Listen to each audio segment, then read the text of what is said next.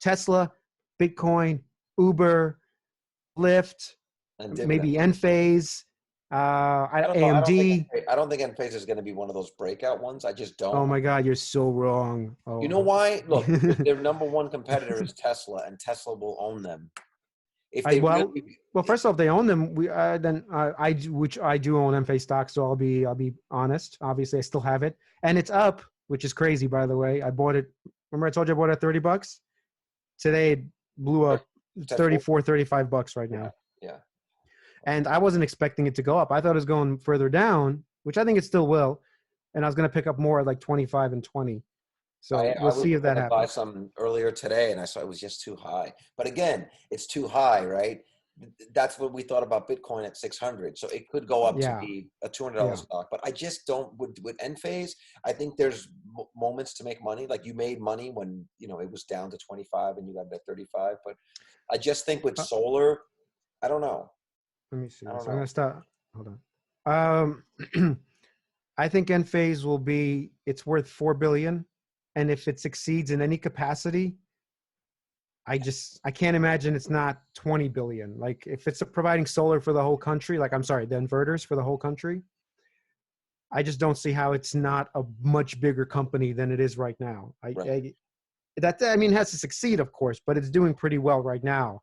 So I'm Well, betting on with something that's respect doing to the well already. systems, with respect to the systems that people install, most of them are putting in Enphase. Like they're not out acquiring clients. It's the solar dealers Right. that are putting it out there, but they are more expensive than the other ones. And some people might opt for optimizers and do, a solar inverter panel to cut down cost versus having the micro inverters at Well, you're right about that. So anybody not doing their research and who's going through the solar provider who's not giving in the best quality, you're right. They're getting solar out. And I had a bunch of companies when I got solar, they were pitching me optimized. And I would say, I want micro inverters. I Yeah. want Enphase micro inverters. That company originally put in optimizers and put in an inverter panel that would shut down whenever there was a big spike. My hot water is electric, and whenever that would turn on, I was not generating solar. This was not livable. This was not usable. And I could see the dips, these massive spikes in the production.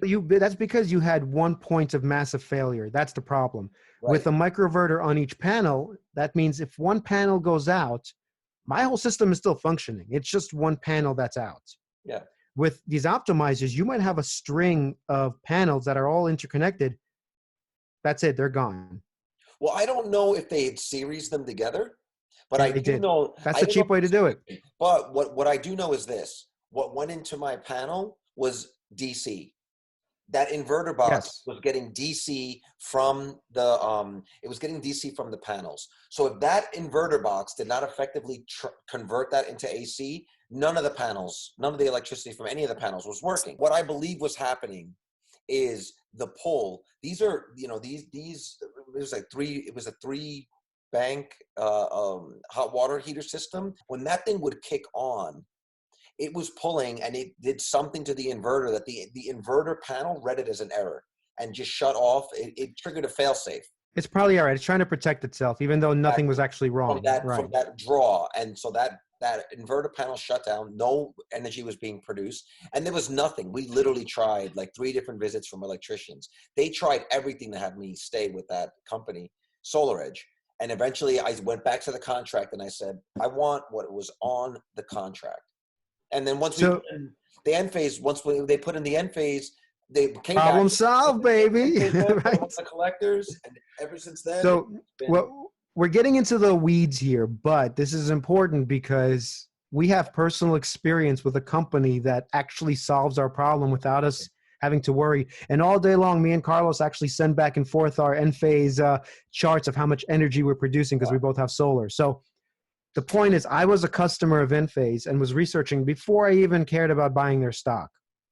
Mm-hmm. Now I care about buying their stock, especially when the market is down and they're cut in half. I mean, they went up a lot. Let's go crazy. They actually went from $8 to 60, but at least now they're at around 30.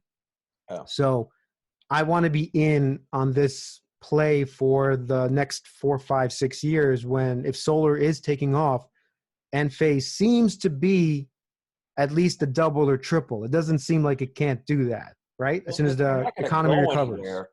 I don't think they're going to go anywhere.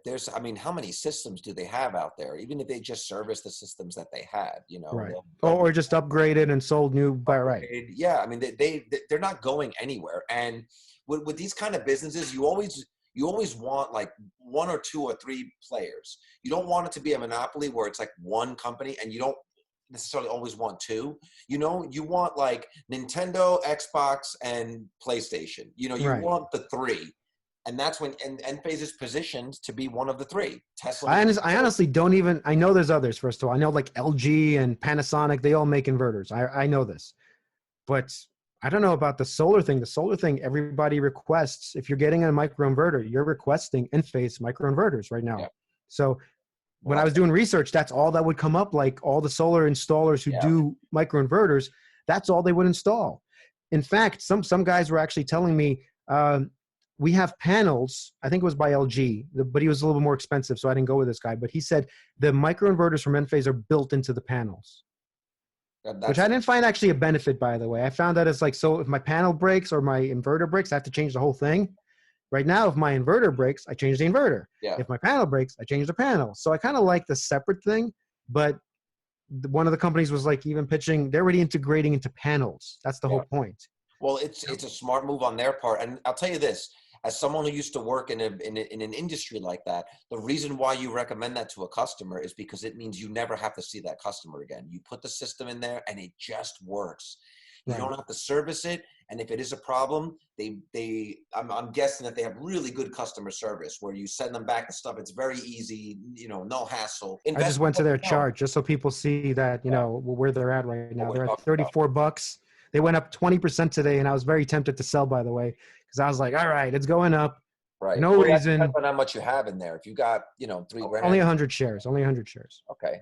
So $400 right now. Right. Well, I could see why you would hold on to it at that point because it's not. I'll see tomorrow, and if it drops lower, I'm fine with that too. If it goes to 25, 24, I'm buying more. I already have an order in. But if it goes up to, I think, 26, 27, I'm sorry, 36, 37, I might sell just because I feel like it's another mini bubble before it collapses, Thursday, that hour and a half before the end of day. Thursday, right. It'd be interesting.